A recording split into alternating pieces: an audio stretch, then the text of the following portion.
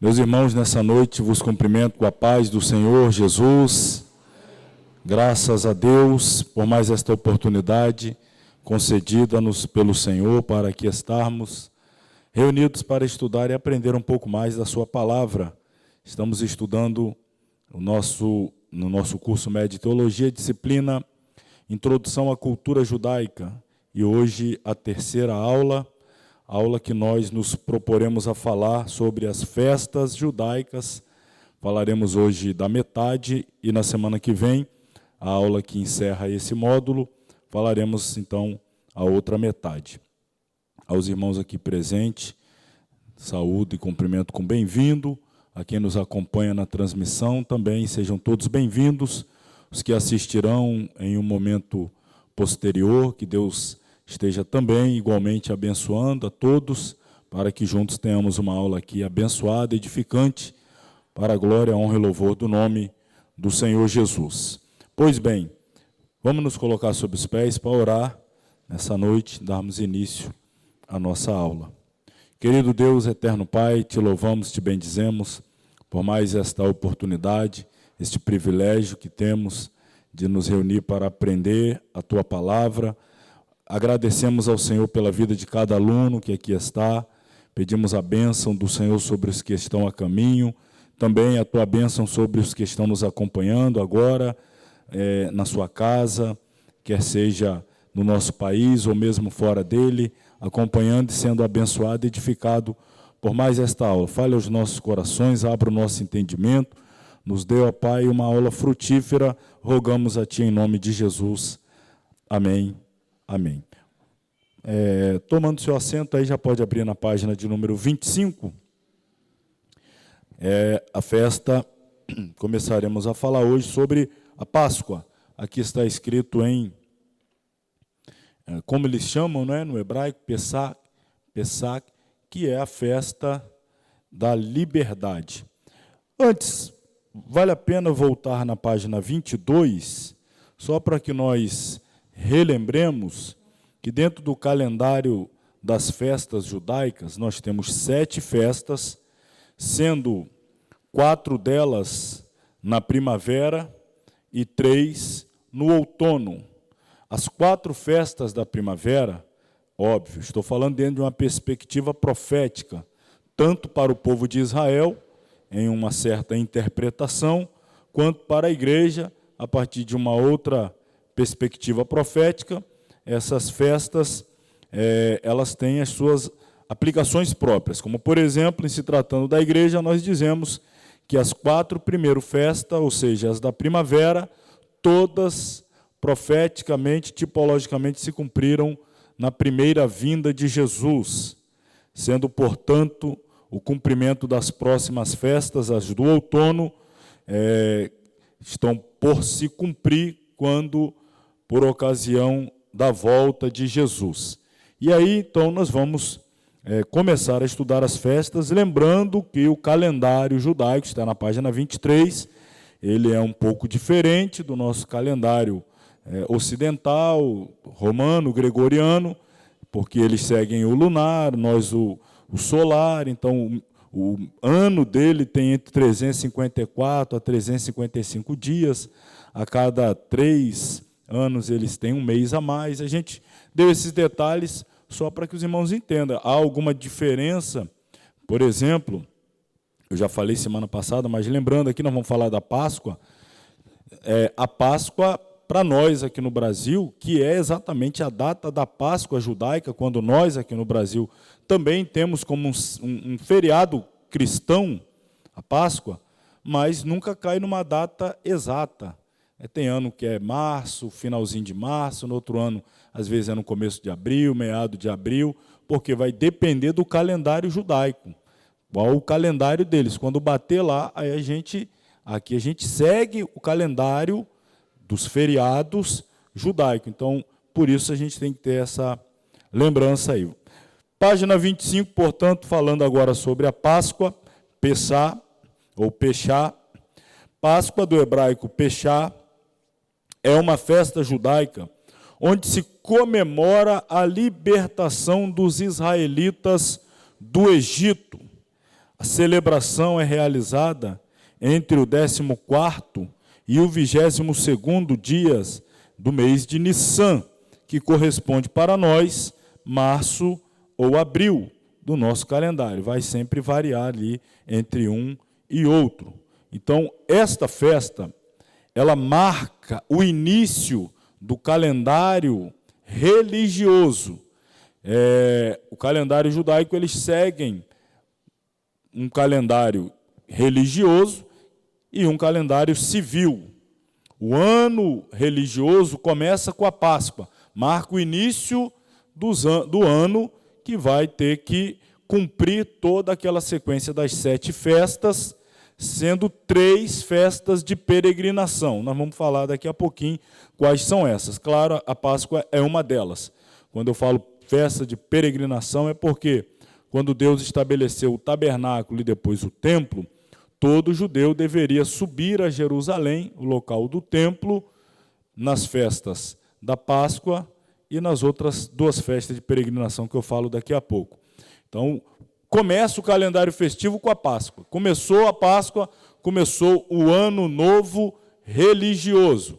E depois, o Ano Novo civil vai começar exatamente aqui, com esse segundo grupo de festa do outono, com a festa das trombetas. Já vai ser o assunto da semana que vem. Pessá significa passagem ou passar por cima, onde o Senhor poupou as casas dos filhos de Israel e livrou-os da 10ª praga, que foi a morte do primogênito de cada família egípcia. Portanto, se comemora a libertação dos filhos de Israel da escravidão do Egito, além de marcar o nascimento dos hebreus como um povo. Mais um detalhe aqui. Cabe ressaltar que a nação de Israel, quando entra no Egito, não entra como uma nação, entra como um clã, vamos dizer assim, um grande clã familiar. Por quê? Eu me reporto dessa maneira. Tinham ali 70 almas, aproximadamente 72, 74, com José e seus filhos que lá estavam. Então, nós temos uma grande família. O patriarca Jacó, sua esposa, seus filhos já tendo alguns filhos casados. No total, aí, pouco mais de 7 dezenas. Porém, passado aquele período de escravidão de 400 a 430 anos, agora esse grupo familiar que entrou no Egito a convite do faraó, pelos grandes feitos que, por intermédio de José, Deus dera ao Egito o livramento dos 7 anos de vacas magras, etc. Todos os irmãos lembram bem? Então, o faraó convida a família de José a que entrasse no Egito, dando a eles, inclusive, a oportunidade de escolher em que lugar queria habitar. Eles escolhem a terra de Gósen, se estabelecem ali e vão morar. Tudo bem, portas abertas no Egito para a entrada dessa família. Tempos depois, esta família que entra a convite, portas abertas, escolhe o que quiser, se vê agora debaixo de um grande e violento jugo de escravidão, que vai durar pouco mais de 4 séculos. Agora, esse grupo familiar está contando aí aproximadamente 2 milhões de pessoas. Agora é um povo, só que é um povo escravo, cativo, no Egito. Então já é um grande povo, mas existem alguns conceitos e prerrogativas que devem ser cumpridas para que um povo seja chamado de povo. Dentre eles, tem que ter a sua própria terra. Eles estavam no Egito, não tinham seu próprio território.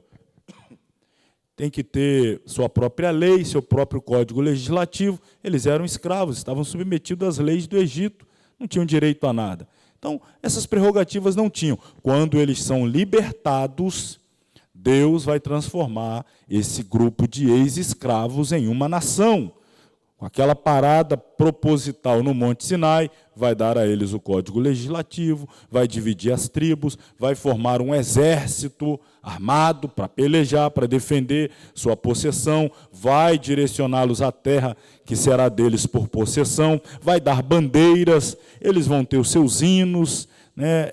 A cultura judaica mostra que cada tribo tinha o seu hino, tinha a sua bandeira, etc, etc. Então, depois eles se tornam povo, mas até então era um grupo de escravos. Logo, a Páscoa marca tudo isso. É um divisor d'águas tremendo. Um grupo de escravos vira um povo. Que não tinha terra, vai ter terra. Que não tinha suas bandeiras, vai ter. Que não tinha suas leis, vai ter. Que não tinha liberdade de adorar seu próprio Deus, vai poder. Então, a Páscoa é um antes e depois daquela turma lá, daquele grupo, daquele que seria um povo, viria a ser um povo. Então, esta festa também tem um significado agrícola, pois marca o início do período de colheita na terra de Israel. Os antigos pastores e agricultores comemoravam o início da colheita da cevada e a entrega do Homer. O último dia da Pessá, da Páscoa, conhecido como Akharon Shel Peshá, é também uma festa que comemora a passagem do Mar Vermelho, a travessia, mas um marco da libertação, da manifestação do poder de Deus para libertar esse povo. Pois bem, deixa eu lembrar mais alguns detalhes aqui, alguns nuances que vão estar em torno do estabelecimento, que a gente já vai falar na sequência, a instituição da Páscoa. A nação, que ainda não era nação, era um grupo de escravos que estava no Egito, até que Deus decide libertá-los. Para tal, Deus se manifesta a Moisés lá na sarça ardente, né, de forma gloriosa. Aquela sarça se queima, mas não se consome. Deus se revela então a Moisés: eu sou o Deus de teus pais, o Deus de Abraão, Isaque e Jacó. Você vai livrar o meu povo Israel do Egito. Moisés tenta se esquivar. Quem sou eu? Deus diz: não interessa, eu sou contigo. Qual é o teu nome? Arrié, Yasher e Arrié, eu sou o que sou, esse é o meu nome. Eu sou o que serei, o eterno. É o tetragrama impronunciável, as Bíblias, principalmente judaicas, vão tratá-lo como o eterno. E aí Deus se revela a Moisés, dá-lhe alguns sinais, o envia ao Egito, endurece o coração de Faraó, vem as pragas, a primeira, segunda, terceira, quarta, quinta, sexta, sétima, oitava, nona, décima, exatamente a morte dos primogênitos. Esta última praga marcaria o golpe fatal, que daria a Faraó agora a única alternativa, que era libertar o povo de Israel da escravidão. E para isso, antes da praga se manifestar trazendo morte, que era o anjo que Deus enviaria levando morte às casas ali no Egito, Deus dá uma orientação a Moisés e Arão para que transmitisse aos filhos de Israel que só havia uma maneira de se proteger deste grande juízo que era a morte dos primogênitos. De que maneira poderiam se ver livres ou imunes a esta sentença capital? As casas que estivessem marcadas nos seus umbrais com sangue do cordeiro, quando o anjo da morte passasse, olhasse aquela casa, visualizasse o sangue nas vergas, nos umbrais, o anjo então não tinha autorização para entrar e executar quem quer que seja naquela casa. Mas se chegasse a uma casa e não visse o sangue, significa está liberado, entra, executa, mata os primogênitos, porque aqui não está debaixo da proteção, da cobertura. Interessante também destacar que este sangue que estava marcando os umbrais da porta era o sangue de um cordeiro, que a família que estava dentro da casa estava exatamente em uma festa, em uma celebração, se alimentando do cordeiro, comendo o cordeiro. O alimento que estava sendo a refeição dentro daquela casa é o cordeiro. Então, nós temos o sangue do lado de fora e o cordeiro sendo o alimento daquela família do lado de dentro. O sangue dele protegendo do lado de fora e o corpo, a carne dele, alimentando, fortalecendo aquela família do lado de dentro. Logo, quando o anjo da morte visse, eu não posso entrar em uma casa, porque eu estou vendo sangue. Se o sangue está aqui, o cordeiro está lá. E eu não vou entrar numa casa que o cordeiro já está lá dentro. O cordeiro chegou primeiro, o sangue dele aqui é o sinal. Então, se o cordeiro chegou na minha frente, eu não tenho legalidade de matar ninguém. Mas se o cordeiro não está aí dentro, então eu tenho legalidade para entrar e matar. Então, é essa sinalização também que Páscoa nos remete. Vamos continuar aí nossa leitura, a instituição. Ela foi instituída na noite em que ocorreu o êxodo do Egito. A primeira Páscoa foi celebrada na lua cheia, no final do dia 14 do mês de Nissan. Dali em diante, deveria ser celebrada anualmente. A festa começa com a morte de um cordeiro, como oferta pelo pecado, no dia 14 do mês de Nissan, ou seja, um dia antes dos pães asmos. Daqui a pouco eu vou falar dos pães asmos e também das primícias. 2 dias antes da primícia. Pães asmos, primícia. Pela ordem. Páscoa, pães asmos, primícia. Páscoa, pães asmos, primícia. Eu vou falar dessas 3 festas hoje. Começando aí com ela. Então, o significado e cumprimento profético. Os cordeiros que eram sacrificados na Páscoa eram um símbolo, um tipo do verdadeiro cordeiro, com C maiúsculo, que tira o pecado do mundo, a saber, Jesus Cristo, o Cordeiro perfeito. O cordeiro escolhido por cada família tinha que ser absolutamente perfeito. Isso significava que tinha que passar por uma investigação rigorosa para ver se havia algum defeito. Não importa quão pequena seja. Tá? 1 de Pedro nos informa isso. E vai descrever que Jesus, como Cordeiro Imaculado, também passou por uma série de investigações para determinar se nele havia alguma culpa. Então, o Cordeiro, que deveria ser oferta pascual, deveria ser um cordeiro sem mancha, sem mácula, sem defeito. Não podia ser cego, não podia ser manco, não podia ser coxo, não podia ter nenhum tipo de enfermidade, deformidade, não podia ter nada que o impossibilitasse de ser um sacrifício perfeito oferecido a Deus. Então, para garantir que ele se enquadrava dentro desses requisitos, uma inspeção minuciosa era feita. Depois que a Páscoa foi estabelecida e passa a ser comemorada anualmente, esta responsabilidade passa a ser dos sacerdotes, de observarem se o cordeiro está dentro da prescrição legal, se está exatamente de acordo com o que Deus determinou, sem defeito, sem mácula, sem mancha. Se assim fosse, ele era aceito para ser sacrificado, e uma vez sacrificado, ele oferecia então cobertura, proteção sobre aquela família que o ofereceu. E aí nós já estamos fazendo a conexão com Jesus como nosso representante. Ele também passou por uma inspeção muito rigorosa. Ele foi examinado pelos príncipes dos sacerdotes, os anciãos. Ele foi examinado por Pilatos, que o mandou a Herodes, que também o examinou, depois o devolveu a Pilatos.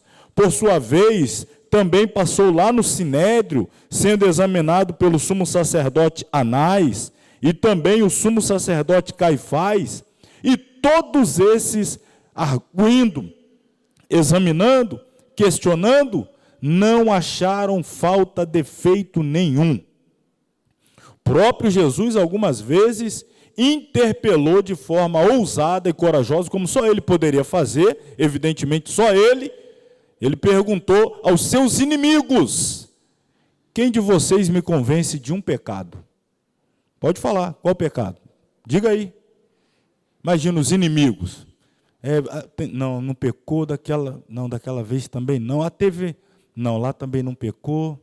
Pode falar, me convença de um pecado. Nenhum pôde convencê-lo. Logo, ele estava ali, literalmente perfeito, puro, imaculado, apto para ser oferecido como um sacrifício expiatório, para perdão de pecado. Ninguém no mundo político e religioso encontrou qualquer causa para colocá-lo à morte. Ele era absolutamente inocente, o nosso Salvador perfeito. Não admira que só o seu sangue poderia expiar o pecado. É claro, foi necessário eles pagarem pessoas, subornarem pessoas para mentirem acerca de Jesus, para assim encontrarem ocasião de condená-lo. Mas na reta justiça, sendo verdadeiros e sinceros, nenhum erro encontraram. Mas tiveram que subornar, um dizendo uma coisa, outro outra, para chegar aí a uma razão de levá-lo à pena de morte. Né? Ninguém foi capaz. E aí, mais uma vez, nós vamos... Deixa eu ler com os irmãos, a gente já vai caminhar para fechar aqui toda essa leitura do material, mas vamos todos ler aí Êxodo 12. Vamos ver em Êxodo, capítulo 12.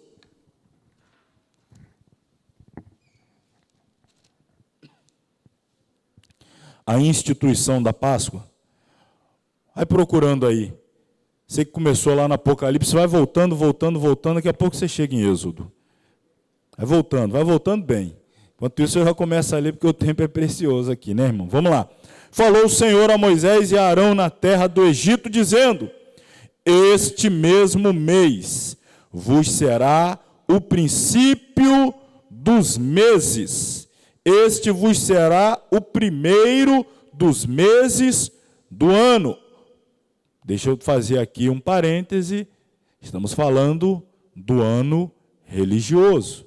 Como disse, existe o calendário civil, existe o calendário religioso. O religioso começa aqui, com a primeira festa, que era a Páscoa. Falai a toda a congregação de Israel, dizendo: aos 10 deste mês, ou seja, no dia 10, vamos colocar assim, no dia 10 do mês de Nissan, cada um vai tomar para si um cordeiro, segundo a casa dos pais, um cordeiro para cada casa. Mas se a família for pequena para um cordeiro, então tome um só com seu vizinho perto de sua casa, conforme o número das almas, conforme o comer de cada um, fareis a conta para o cordeiro. Vamos dizer, tem uma família lá de duas pessoas, né? Ainda não se formou, não tem filhos, e aí um cordeiro todo só para esse, a família do lado também tem 2, 3. Não, nesse caso, juntem 2 famílias, para que tenha a conta, porque isso aqui é importante, e eu já vou explicar o porquê. Uma família pequena não daria conta de comer todo o cordeiro, então deveria se juntar com outra. Por quê? Porque ao final da celebração, todo o cordeiro deveria ser comido. Todo o cordeiro. E se a gente já for aqui fazer a aplicação espiritual e tipológica, é como se eu dissesse: você não tem direito a escolher a parte de Jesus da qual você quer se alimentar. Eu gosto quando ele faz as promessas, mas quando ele fala das coisas que eu tenho que renunciar, eu não gosto. Eu gosto quando ele diz que vai me abençoar, mas quando ele diz que eu tenho que levar a cruz, eu não gosto. Não, tem que comer todo o cordeiro. Você não escolhe a parte que come. Para você estar debaixo do livramento, da proteção, da segurança, você tem que estar debaixo do sangue, mas manda o cordeiro todinho para dentro. Não é só uma parte do cordeiro, não é caixinha de promessa só não. Como é que é o hino, irmã Adriana que sabe, né, o hino? Agora é só a vitória. Não, tem que comer o cordeiro todo. Todo o cordeiro. Veja o versículo 5. O cordeiro ou cabrito será sem mácula, um macho de 1 ano, o qual tomareis das ovelhas ou das cabras. E o guardareis até o 14º dia desse mês. Olha, separou no 10º até o 14º. Então são 3 dias e meio, exatamente, de inspeção. Quanto tempo durou o ministério de Jesus? E o pessoal com os olhão nele, inspecionando. O tempo todo, procurando aqui e ali, até chegar ao final e dizer: não tem falha, não tem mancha, o cordeiro é perfeito mesmo, pode ser sacrificado para salvar o mundo. Você separa ele no 10º. No 10º, ele é apresentado. E no 14º, ele será sacrificado. E o intervalo é a inspeção. É a análise dele para ver se ele se enquadra nos requisitos. Verso 6 diz isso: o guardareis até o 14º dia desse mês, e todo o ajuntamento da congregação de Israel sacrificará à tarde. Tomarão do seu sangue e pô-lo-ão em ambas as ombreiras e na verga da porta, nas casas em que o comerem. Não adianta o sangue estar do lado de fora se do lado de dentro não estiver comendo. Então, o sangue, a eficácia do sangue fora é porque estão se alimentando do cordeiro dentro. Como eu disse há pouco, sangue fora é uma mensagem, o cordeiro está dentro. E quem está na casa, está se alimentando do cordeiro. Está se alimentando do cordeiro. Jesus disse: quem não come a minha carne e não bebe do meu sangue, o que acontece com esse? Não tem vida, não tem parte, não tem vida. Se não tem vida, o anjo da morte, não tem vida, não come a minha carne, não bebe do meu sangue. Mais uma vez, essa é a linguagem espiritual, se alimentar dele, colocar para dentro a vida dele, a mente dele, a mensagem dele, a cultura dele, a doutrina dele. Ou seja, é nós morrendo para o mundo e vivendo a vida dele. O 7º versículo: tomarão o sangue, pô-lo-ão nas ambas ombreiras, verga da porta, a casa em que comerem, e naquela noite comerão a carne assada no fogo, com os pães asmos, com ervas amargosas a comerão. Não comereis dele nada cru nem cozido em água, senão assado ao fogo. Tem que comer a cabeça, tem que comer os pés, e comer também até a fressura, que é o tutano. Nada dele deixareis até pela manhã, mas o que dele ficar até pela manhã queimareis no fogo. Assim, pois, comereis, vossos lombos cingidos, sapato nos pés, cajado na mão, o comereis apressadamente. Esta é a Páscoa do Senhor. Então, aí está, a Páscoa estabelecida, marca o cordeiro, o seu sangue, sendo o nosso alimento, a nossa proteção, a nossa redenção, que já está aí na sequência. O evento que corresponde à Páscoa no Novo Testamento é a redenção. Redenção tem a ver com libertação de escravos, pois alude à libertação que Deus concedeu ao seu povo Israel da escravidão do Egito. Os israelitas não tinham como alcançar a liberdade. Necessitava de alguém que fizesse isto por eles. E foi isto que o Senhor fez por Israel.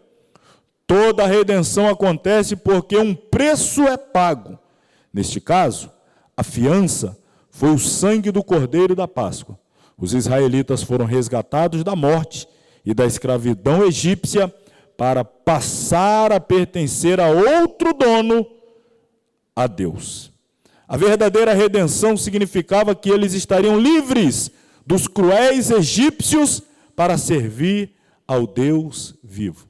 Então perceba, a libertação, a redenção, o resgate, é ser livre de um dono, de um proprietário mau, carrasco, opressor, violento, cruel, para passar então a ser pertencente a alguém que é amoroso, que é fiel, que o amor dele é tamanho que para nos resgatar, ele pagou o alto preço, e o alto preço foi o sangue precioso. Não foste comprado com prata, nem ouro, nem qualquer coisa corruptível, mas por bom preço, a saber, o sangue de Jesus como de um cordeiro imaculado e incontaminado, disse o apóstolo Pedro em sua epístola. Assim como um cordeiro foi sacrificado no dia da Páscoa para a libertação dos israelitas do Egito, Cristo foi sacrificado para a libertação dos nossos pecados.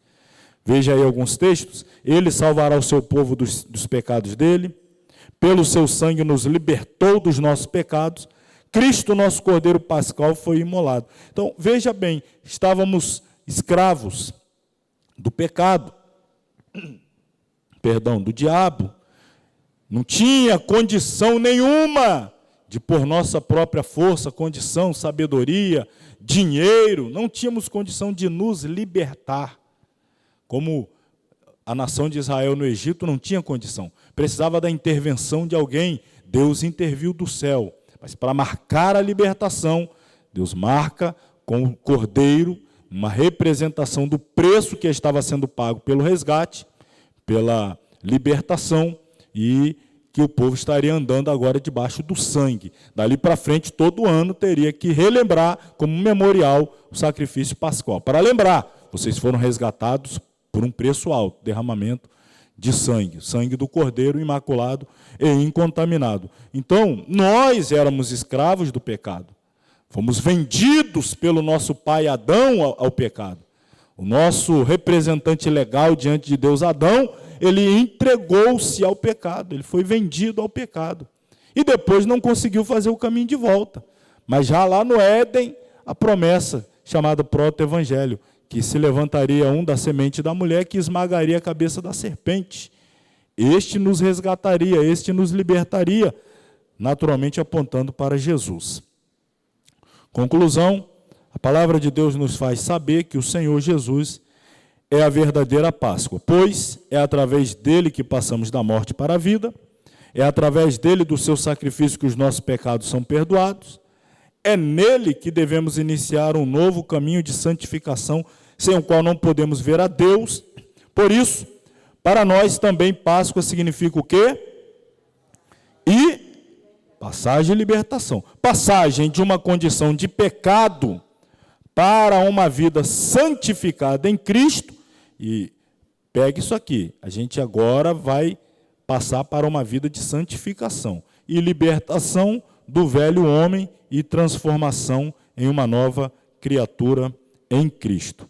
Então, para fechar aqui, eu passar alguns slides, todos nós sabemos que durante toda a antiga aliança, os cordeiros eram representantes de Cristo, né? O cordeiro que era oferecido na velha aliança representava, tipificava, apontava para Cristo.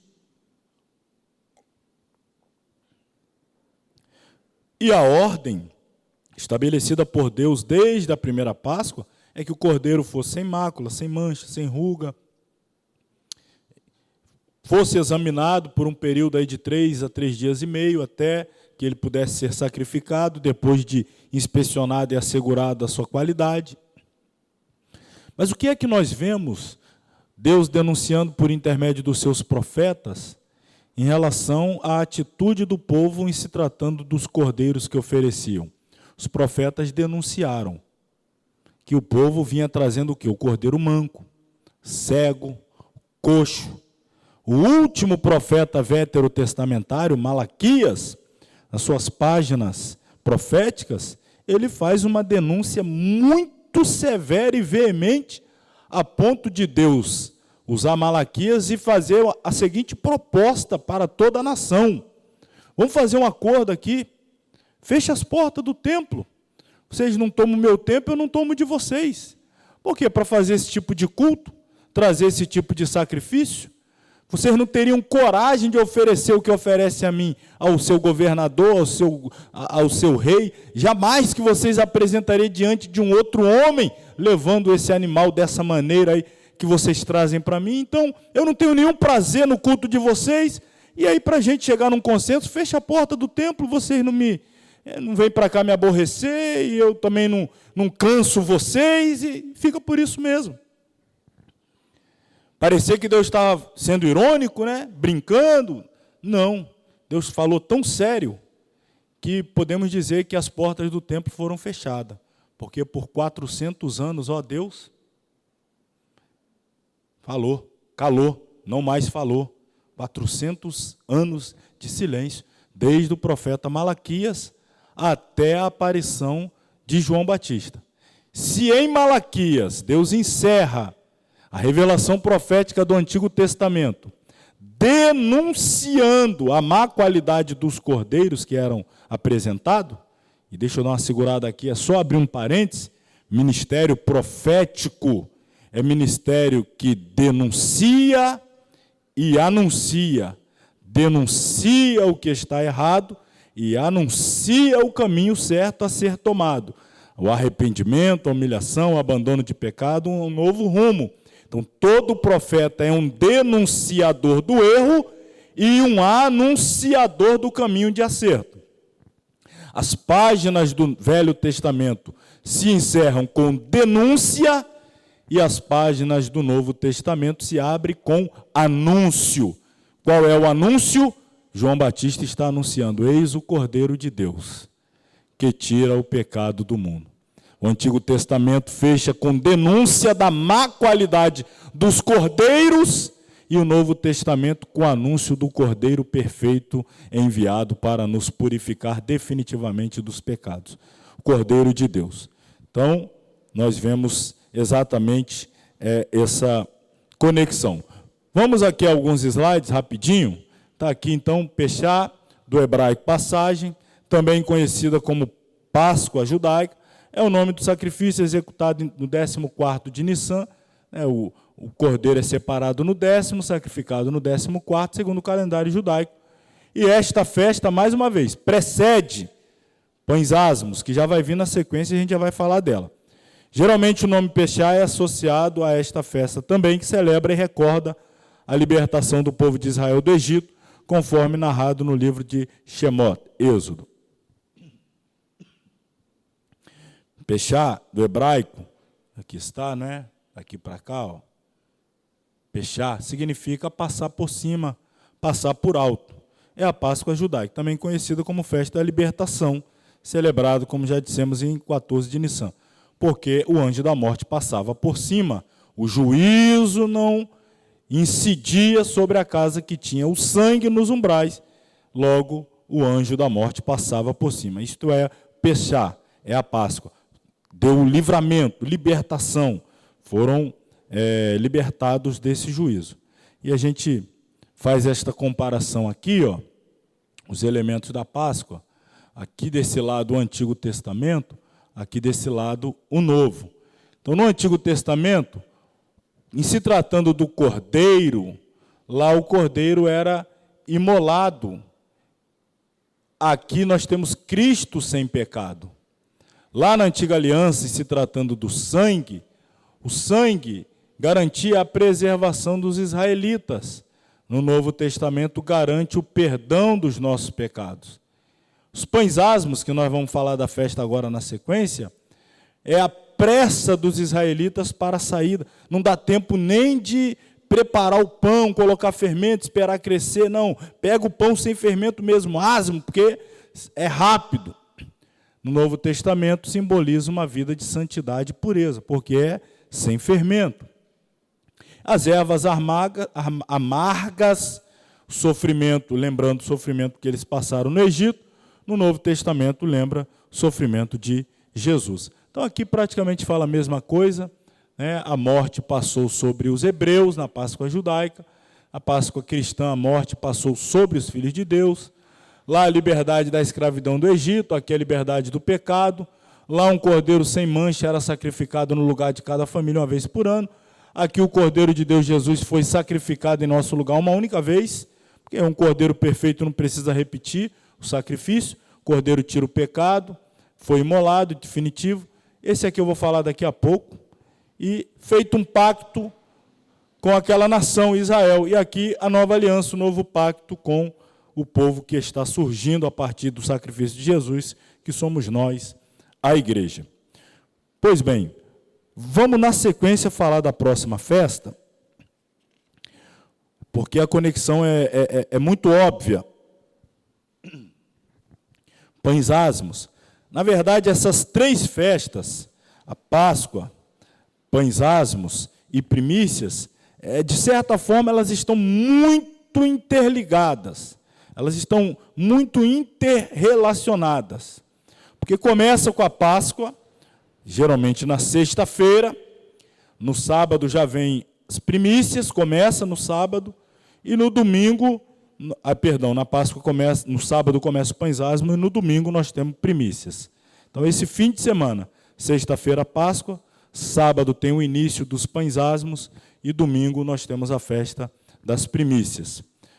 Pães asmos, vamos começar lendo aí, daqui a pouco eu mostro os slides, vou explicando melhor.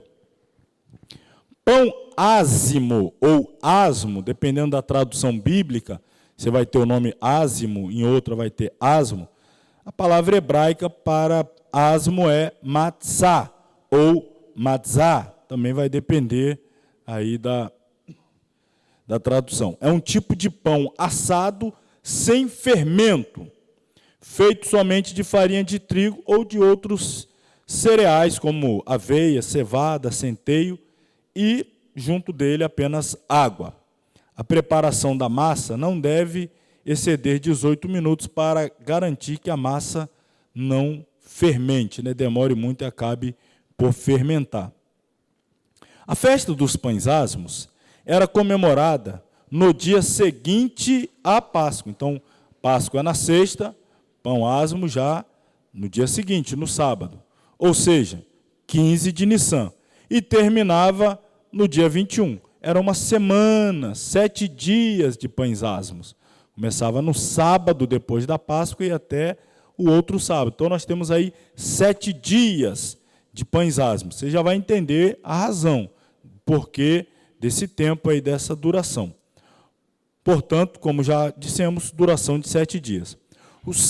E aos 15, está lá em Levítico 23:6, e aos 15 dias deste mês, é a festa dos pães asmos do Senhor. 7 dias comereis pães asmos.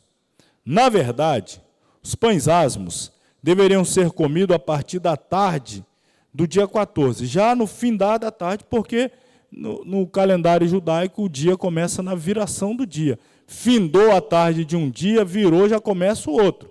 18 horas e 1 minuto de um dia, eles já estão contando o outro. Como, por exemplo, o sábado começa, na verdade, na viração da sexta-feira, ali, 18 horas e 1 minuto, para ele já começa o sábado e vai até às 18 do outro dia. Então, nesse horário, para ele, já estava começando os pães asmos. E está aqui, no primeiro mês, aos 14 do mês, à tarde, porque está falando da viração, comereis pães asmos até o 21 do mesmo mês à tarde. Durante a semana de pães asmos, da festa, o fermento e qualquer coisa fermentada tinha que ser removido do lar dos israelitas. Irmão, isso eles levavam tão a sério. O fermento não podia estar ausente, ou não devia estar ausente, apenas do pão, mas tinha que ser removido da casa. Todo israelita, durante a festa dos pães asmos, ou seja, aquela semana, ele deveria garantir que não tinha fermento em nenhum lugar da sua casa. Alguns muito radicais, a tradição vai mostrar, livros de história judaica vai mostrar, que eles eram tão cuidadosos que eles inspecionavam o terraço ou o telhado para ver se o vento não trouxe de algum lugar um pouco de fermento, ou alguma ave, quem sabe, inadvertidamente pegou fermento em algum lugar e acabou depositando no telhado, no terraço. Então, eram aquela coisa do fariseu mesmo, né? Ter esse cuidadozinho com detalhe para que não houvesse nada de fermento dentro da sua residência, nem no entorno, no quintal, no telhado, nada. E assim o outro israelita procedia, e assim o outro, e assim o outro, e assim o outro. E se todos fossem fiéis no cumprimento dessa lei, cada israelita cumprindo a sua parte, logo garantiria-se que em todo Israel não haveria fermento durante esse período dos pães asmos. Logo, a aplicação você já vai compreender, não é? Êxodo, capítulo 12, versículo 15, e também capítulo 13, versículo 7, a palavra hebraica hametz foi traduzida por pão levedado. Porém, o significado literal desse termo é coisa fermentada. Ou seja, em outras palavras, nada que continha fermento devia ser encontrado entre eles, em hipótese alguma, em todo o território.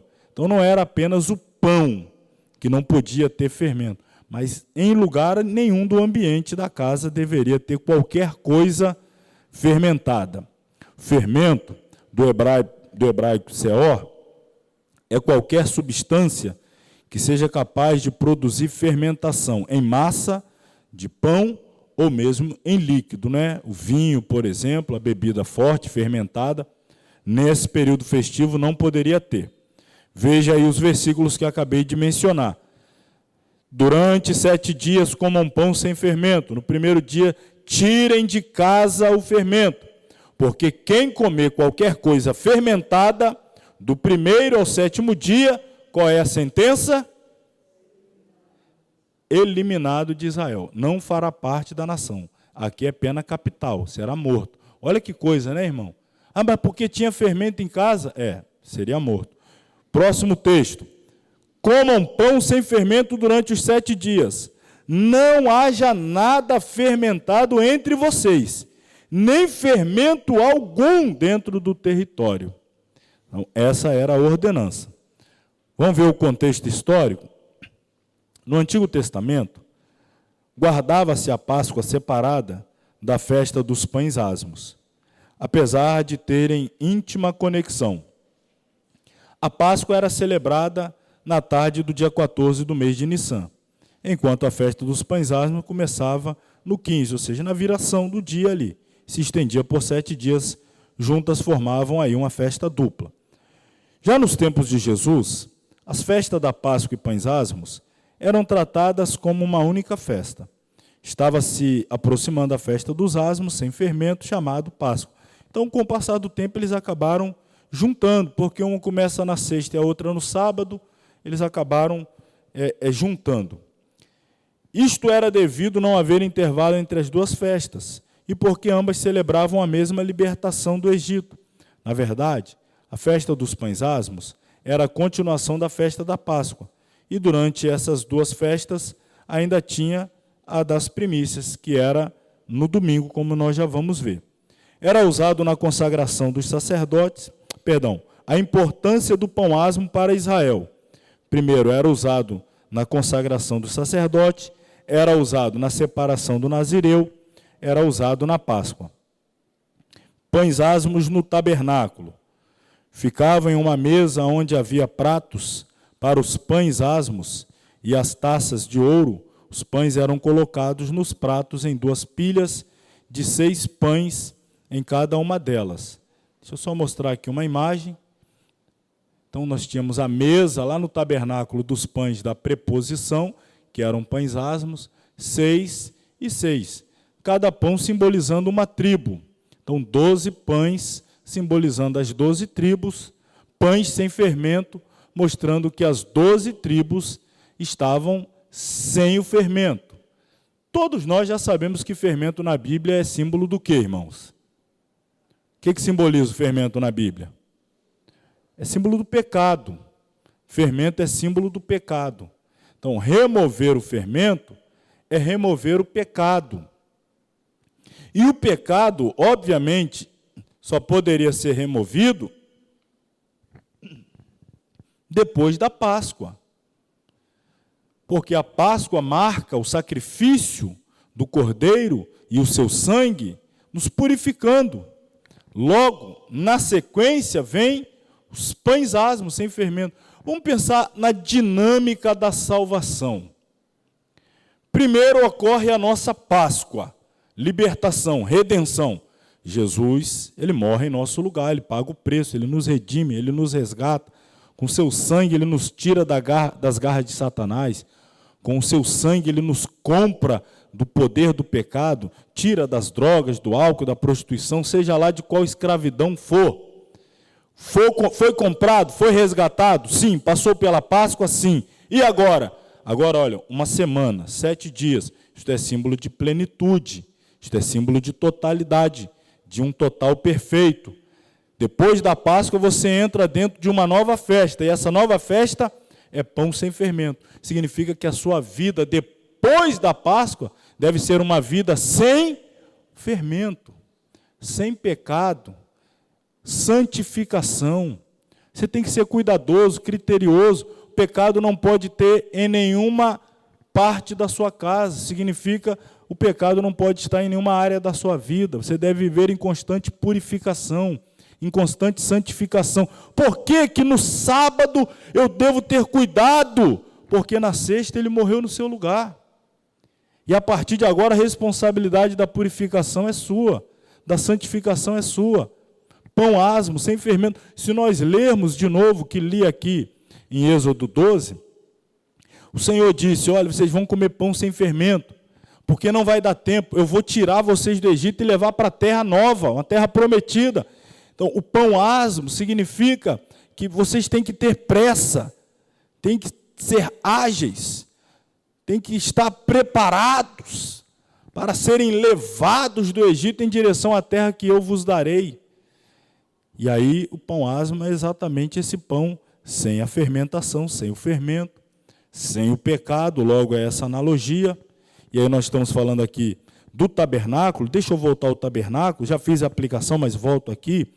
Lá no tabernáculo, são chamados pães da proposição, ou pão da face, ou pão da presença, significando o alimento espiritual, o alimento universal. Não havia outro tipo de alimento. Não podia ser comido fora da tenda.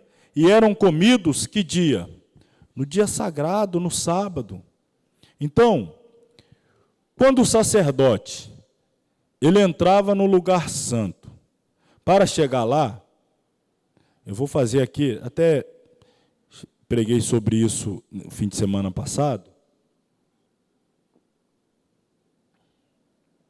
a mobília do tabernáculo, se nós pensarmos assim, vou colocar assim, ó, aqui onde eu estou apontando é o Santo dos Santos, vamos supor aqui é o véu, aqui é o lugar santo, e aqui onde começa é o pátio ou átrio. Aqui vai estar a cortina. Você vai entrar por aqui, vai acessar o átrio. O primeiro elemento que você vai encontrar aqui seria, deixa eu virar para cá, é um imaginário, eu não tinha preparado antes, estou trazendo aqui agora, poderia trazer a imagem do tabernáculo, mas enfim. Você vai ter o altar do holocausto, depois à frente aqui você vai ter o lavatório. Aí você entra no lugar santo. Entrou no lugar santo, vou fazer que eu estou aqui fazendo o caminho, à minha esquerda vai estar a mesa com o candelabro, o menorá, o candeeiro, que são o castiçal com 7 hastes para manter iluminado aquele ambiente. À direita vai estar exatamente a mesa dos pães da preposição. Eu vou passar aqui a mesa, essa mesa. Mais adiante estará o altar do incenso. Atravessando a cortina para o lugar santíssimo, lá vai estar a arca da aliança e sobre a arca a tampa que era o propiciatório. Todos nós, espiritualmente falando, desejamos adentrar ao lugar santíssimo. Presença de Deus, comunhão com Deus, viver próximo junto de Deus.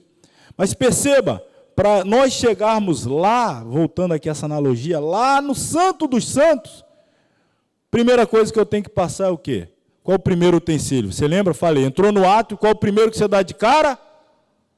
O altar do holocausto.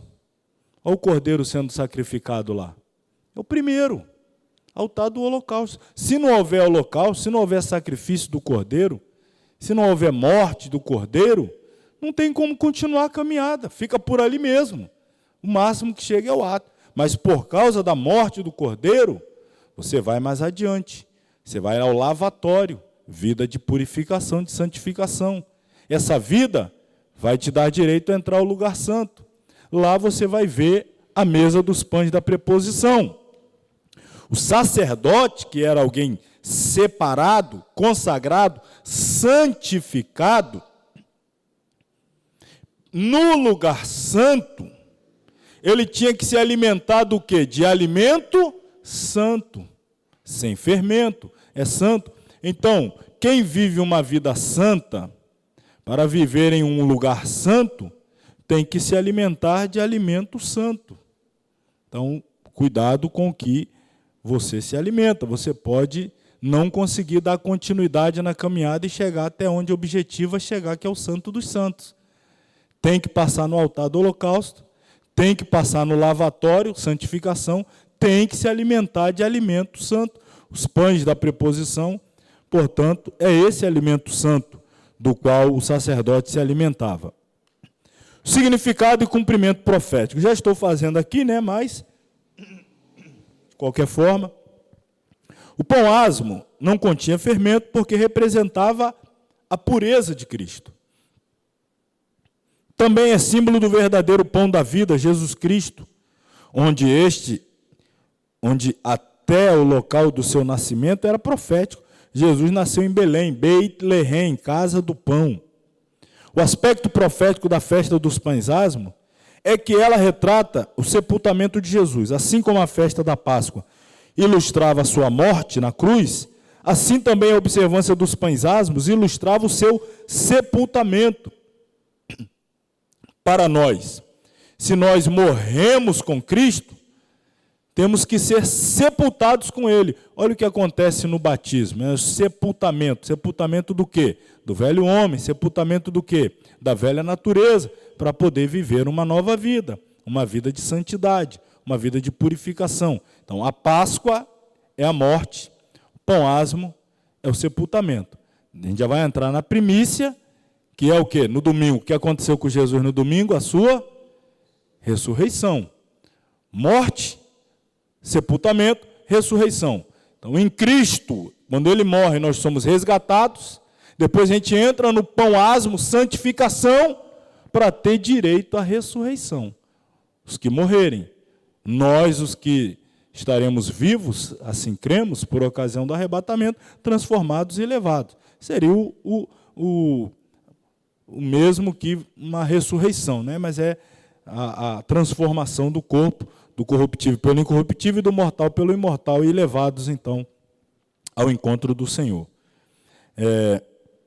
A razão histórica para a festa dos pães asmos, estou lá em cima na página 31, é que foi exigido que Israel comesse pão sem fermento. Isso se deve ao fato de que o fermento é um símbolo da malícia, da maldade. Olha aí o que Paulo escreve aos Coríntios na sua primeira epístola, capítulo 5, versículos 7 e 8. Ele diz assim: alimpai-vos, pois, do fermento velho, para que sejais uma nova massa, assim como estáis sem fermento. Porque Cristo, nossa Páscoa, foi sacrificado por nós. Por isso, façamos a festa, não com o fermento velho, nem com o fermento da maldade e da malícia, mas com os asmos, ou seja, sem fermento da sinceridade e da verdade. Se Cristo morreu por nós, sendo a nossa Páscoa, então nós temos que viver uma vida pão asmo, sem fermento. Não tem como viver uma vida celebrando com fermento velho, da maldade. Não tem como estar em Cristo e continuar na velha vida, na velha natureza. Tem que viver uma vida sem o fermento. Os pães asmos também expressam a nossa comunhão com Cristo, que começa com a nossa redenção, Páscoa, e depois prossegue em uma vida santa. Pães asmos. Perceba que a vida santa, pães asmos, não é uma festa de um dia só, mas é uma festa de uma semana. Porque a santificação ela é processo, ela é progressiva. A gente se santifica hoje, amanhã, depois mais e mais, até chegarmos ao estágio perfeito, ressurreição, arrebatamento, ser levado ao encontro do Senhor. Até que esse dia chegue, nós estamos aqui nos asmos, santificação. A redenção é algo automático. Entregou sua vida a Jesus, nome escrito no livro da vida, passou da morte para a vida, foi resgatado. Agora é minha, sua, nossa responsabilidade.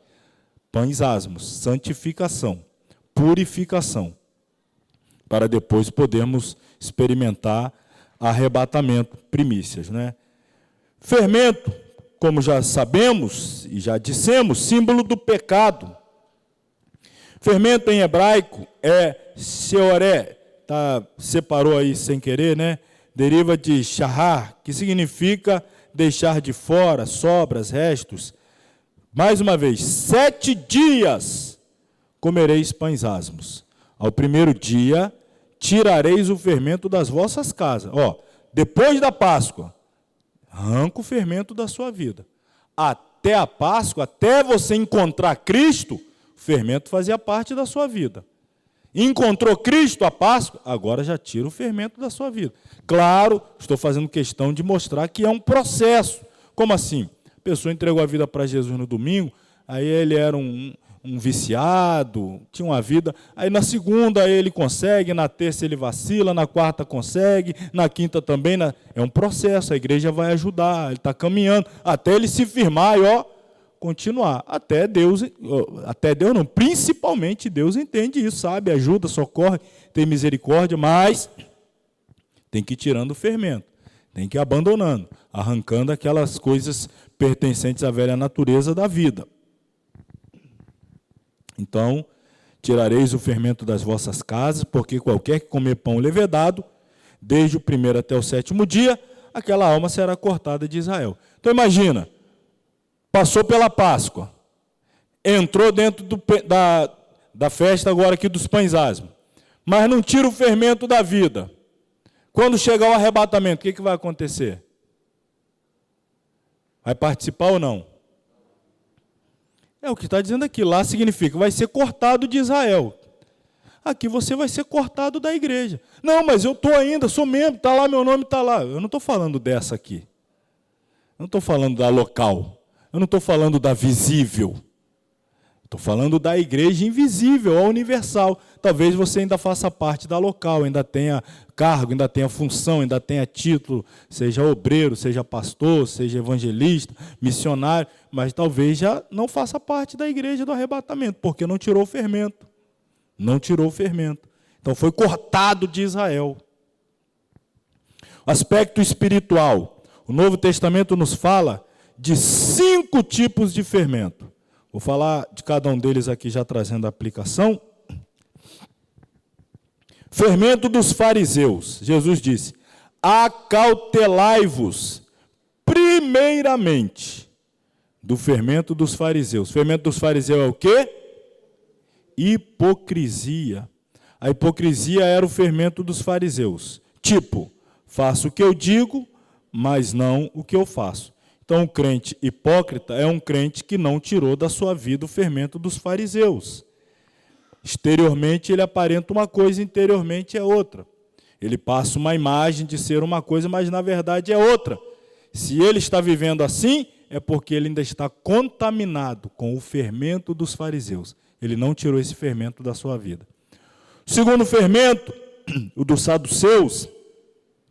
Então, os saduceus que dizem que não há ressurreição. Os saduceus negavam o sobrenatural de Deus, como a ressurreição, os anjos, o Espírito Santo, etc. Era uma religião baseada em filosofia. O fermento dos saduceus é um fermento da incredulidade. Removeu o sobrenatural da vida, não acredita mais no céu, em ressurreição, não acredita que Jesus já está às portas para voltar, está vivendo uma vida natural, é um religioso, mas vive uma vida natural, não vive mais uma vida espiritual, forte, acreditando na realidade de Deus, do céu, dos anjos, enfim, fermento dos saduceus. Terceiro fermento, o de Herodes, ordenou-lhes dizendo, olhai, guardai-vos do fermento dos fariseus e do fermento de Herodes. Este fermento simboliza o amor pelo mundo e suas coisas. Jesus mencionava Herodes como um homem mundano, raposa. Herodes era um assassino que, apesar de ter ouvido tantas vezes a mensagem de Jesus, não se arrependeu. Então, era alguém apegado a títulos, a cargo, a dinheiro, a posição, a riqueza, ao mundo. O coração dele estava no mundo. Jesus disse, ele é como uma raposa, disposto a fazer o que fosse necessário para garantir o de melhor para si nessa terra. Fermento de Herodes. Cuidado, tira esse também da sua vida. Os 2 últimos fermentos, o dos Gálatas.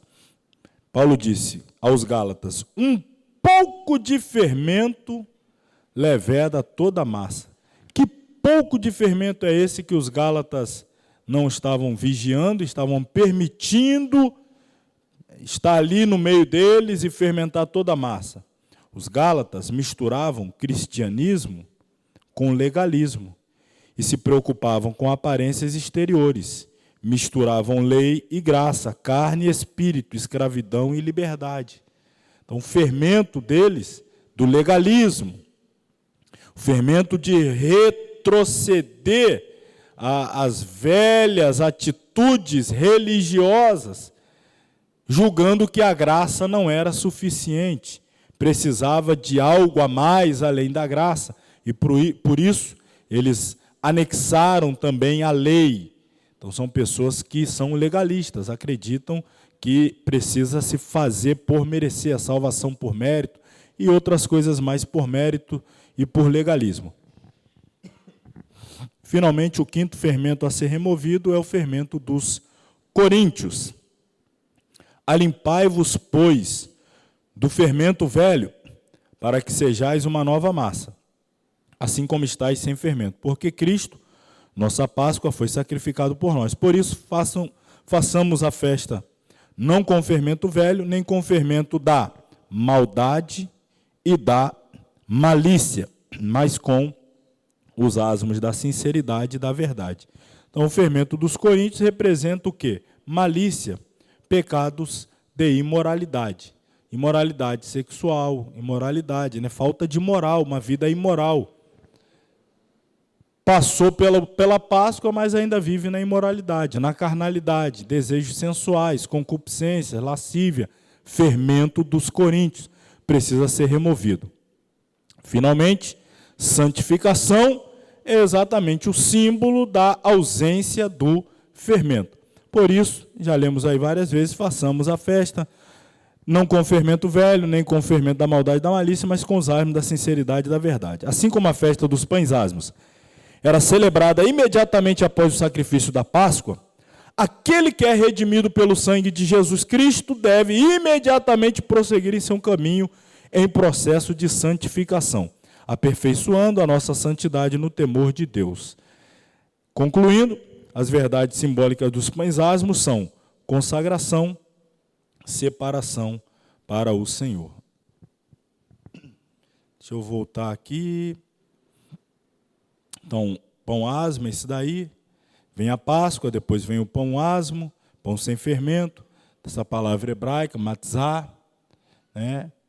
E eu quero mais é mostrar aqui, o pão para eles está mais para um creme cracker, uma bolacha daquelas, que não ficava macia assim, né? Porque precisa do fermento para ela ficar mais macia. Na verdade, ela ficava seca, crocante assim.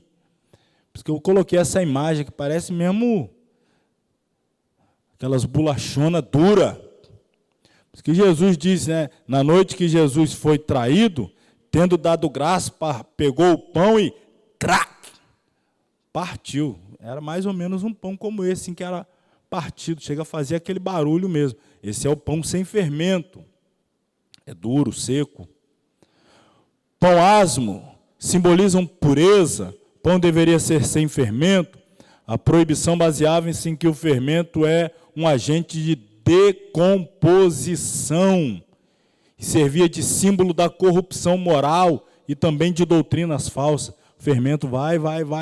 Quanto mais tempo fica, passa do ponto, o que ele fermenta, depois ele destrói, ele decompõe. Parece que no começo ele está fazendo algo bom, né?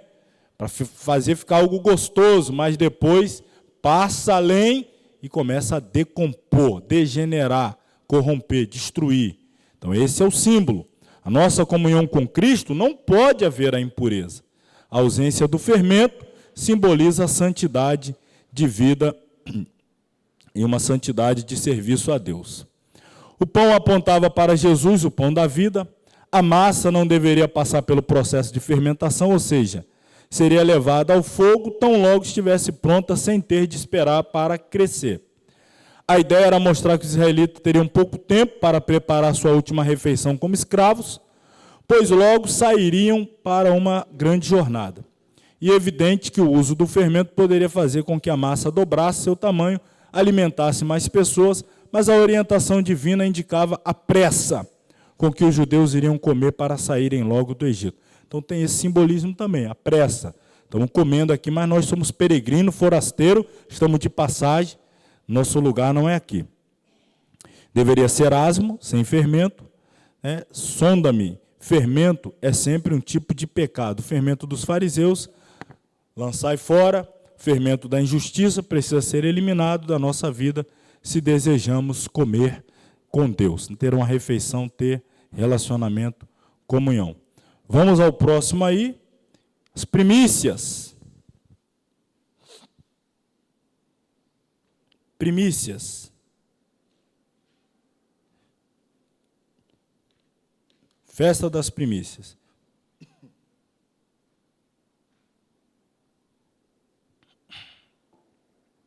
Falou o Senhor a Moisés, dizendo: fala aos filhos de Israel e dize-lhes: quando houverdes entrado na terra que vos hei de dar, e fizerdes a sua colheita, então trareis um molho das primícias da vossa cega ao sacerdote. E ele moverá o molho perante o Senhor, para que sejais aceitos no dia seguinte ao sábado. O sacerdote o moverá. O dia seguinte ao sábado, logo a festa é no domingo. Lembrando, sexta, Páscoa, sábado tem início pães asmos, no domingo, primícias. E no dia em que moverdes o molho, preparareis um cordeiro sem defeito de 1 ano em holocausto ao Senhor, e a sua oferta de alimento será de 2 dízimas de flor de farinha amassada com azeite, para oferta queimada em cheiro suave ao Senhor. E a sua libação será de vinho, 1/4 de rim. Não comereis pão, nem trigo tostado, nem espigas verdes, até aquele mesmo dia em que trouxerdes a oferta ao vosso Deus. Estatuto perpétuo é, por vossas gerações, em todas as vossas habitações. Então, festa das primícias, ou dia dos primeiros frutos. Rabicurim, bicurim é o nome. Acontecia no dia seguinte a festa dos pães asmos, e era observada no nosso calendário, apenas um único dia, era celebrado no dia 16º de Nissan, no nosso calendário, né, março, abril, e caía no primeiro dia da semana, domingo. A gente aqui no Brasil, a gente chama o domingo de Páscoa, não é? Mas, na verdade, a sexta-feira é a Páscoa, o sábado é o início dos pães asmos, e o domingo, que às vezes chamamos aqui de domingo de Páscoa, é, na verdade, a primícia, porque é o da ressurreição e aponta para Cristo, primícia dos que dormem e ressuscitaram. Ele foi o primeiro a ressuscitar para não mais morrer, e a partir de Jesus, depois virão os demais que ressuscitarão para não mais experimentar a morte. Diferente daqueles que ressuscitaram e voltaram a morrer, Jesus foi o primeiro a ressuscitar para não mais morrer, e depois dele viremos nós, a igreja. A festa marcava o início da colheita, e o seu propósito principal era reconhecer e agradecer as bênçãos de Deus com as primeiras colheitas da cevada. A partir desse dia, da primícia, começava uma contagem de 50 dias, na verdade, aí 49, não, 7 semanas. Por isso que o nome da festa em hebraico é Shavuot, que significa semanas. Você vai contar 7 semanas, e aí depois, no 50º dia, era celebrado o que nós aqui chamamos de Pentecoste, palavra grega, que vem aí de 50. Mas para os judeus eles chamam festa das semanas, Shavuot. Contexto histórico: até o início do ano, os israelitas se alimentavam de frutos e grãos da colheita anterior.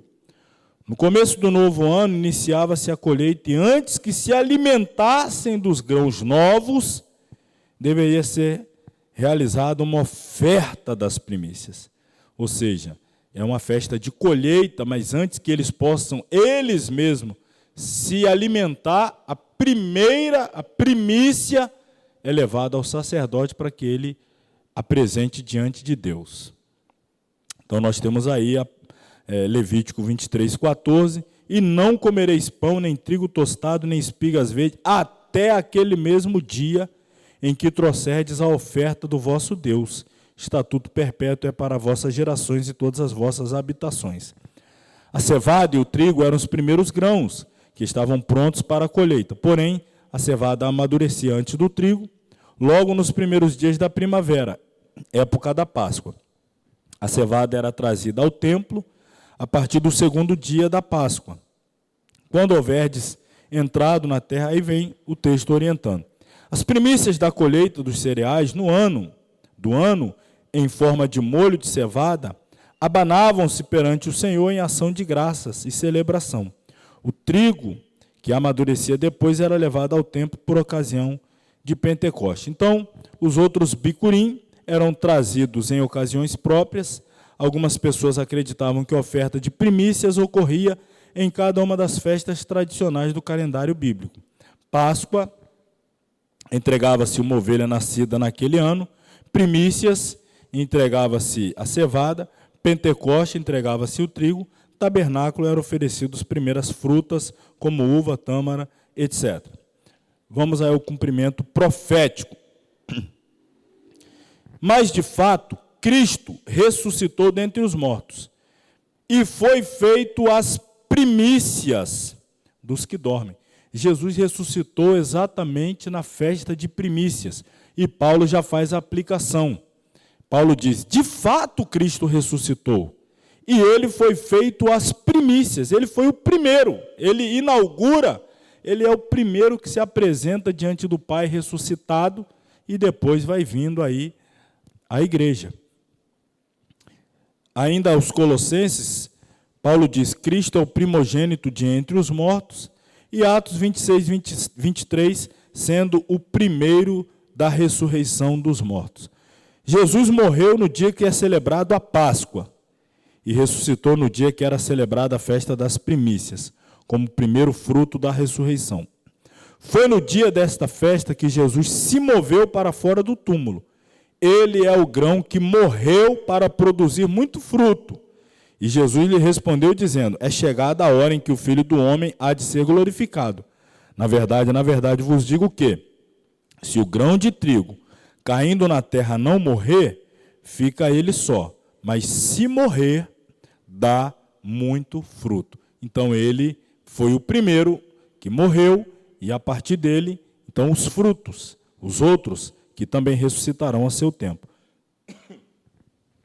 Assim como o povo de Israel que dedicava os primeiros frutos da colheita ao Senhor, assim também o Senhor Jesus dedicou ao Pai, como sua ressurreição, o primeiro fruto de uma grande colheita de salvação.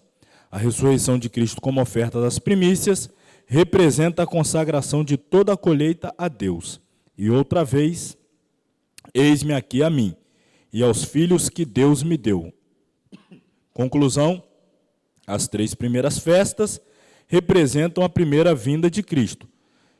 Sexta-feira, Jesus Cristo, o Cordeiro da Páscoa, Pechá. No sábado, início dos pães asmos, Jesus Cristo, o pão sem fermento, é o santo, puro, santificado, dando início a todos aqueles que vão vir seguir as suas pisadas e viver uma vida de santificação. E Jesus Cristo, a espiga verde do primeiro fruto, Rabicurim. Vamos ver aqui alguns slides.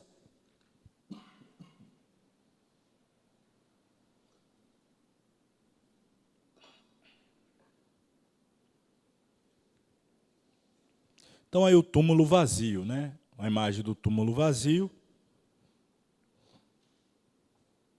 Festa das primícias. Celebra o início da colheita. Reshit é um dos nomes aqui, ó. Reshit. Nós lembramos, né, do Bereshit, no princípio. Só o Reshit significa primeiro, começo, melhor, principal, precedente. Essa palavra é precedente de Rosh. Rosh significa cabeça, topo, cume, parte superior, chefe, total, soma, altura.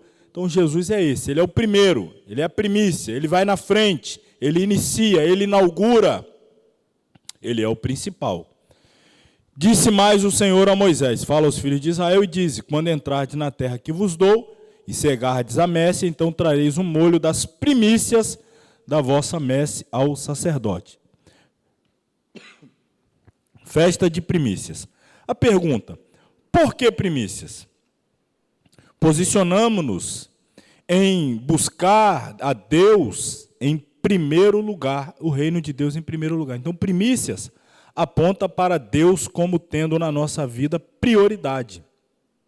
Primícias posiciona-nos em nos manter no primeiro amor. Primícias posiciona-nos a manter as primeiras obras. Aquilo que você se comprometeu antes a fazer.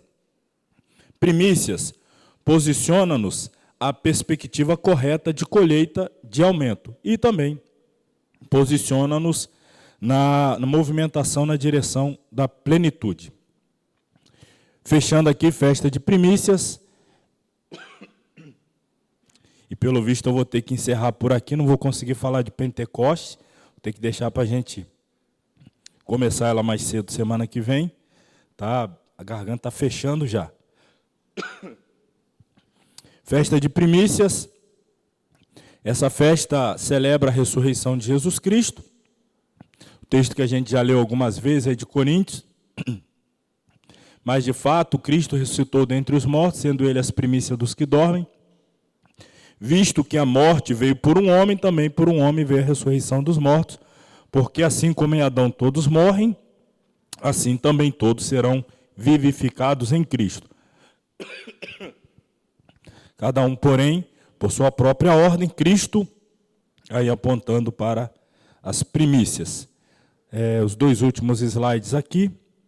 A oferta movida no dia de domingo da festa dos pães asmos era quando o sacerdote oferecia a Deus as primeiras cegas da cevada. Ele movia a cevada, nós vamos ver assim, ele juntava e era oferta, ele movendo, apresentando a Deus. Os israelitas não podiam colher e nem comer a safra enquanto não era oferecido a Deus o primeiro. Isso são os primogênitos, os primeiros frutos do solo, que são oferecidos a Deus. Depois de oferecido, os israelitas podiam colher a safra da cevada para eles. Então, aqui uma imagem dessa oferta. Uma imagem de como eles faziam para oferecer a Deus. Bom, eu ia falar ainda hoje, mas realmente não vai ter como. Da semana Shavuot, ia levar aqui uns 20 minutos, então semana que vem, tentar começar um pouquinho antes, para conseguir apresentar essa e a gente concluir a aula. Está fechando bem a garganta aqui, eu não vou conseguir mesmo ir adiante. Peço aos irmãos para a gente ficar de pé para orar e agradecer. Saindo um pouco mais cedo hoje, semana que vem, querendo Deus, a gente então conclui.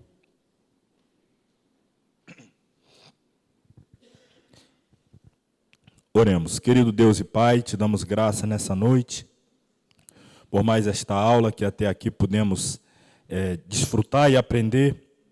Pedimos a bênção do Senhor, a saúde, a restauração física total, a tua proteção no retorno aos nossos lares. Leva-nos em paz, guardado, protegido de todo mal. Assim rogamos a Ti, em nome de Jesus. Que o amor de Deus, a graça do nosso Senhor e Salvador Jesus Cristo, a comunhão e a consolação do Espírito Santo, seja com todos que amam e aguardam a volta de Jesus, e todos digam amém. Deus abençoe a todos. Até a próxima quarta, irmãos, se Deus quiser.